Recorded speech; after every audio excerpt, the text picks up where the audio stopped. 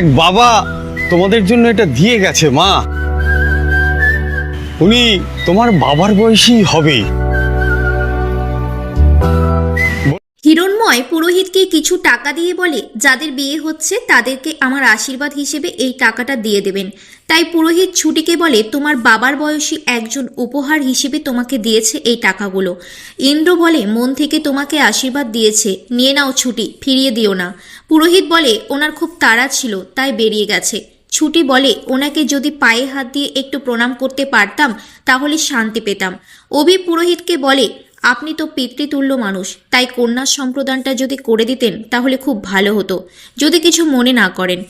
অভির কথাতে ছুটিকে কন্যা সম্প্রদান করতে রাজি হয়ে যায় পুরোহিত মশাই।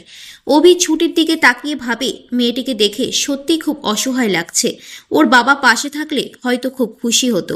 অন্যদিকে মনের আনন্দে ঝুমকি গান বাজনা চালু করে দেয় সেই 2 লাখের লেহেঙ্গা পরে।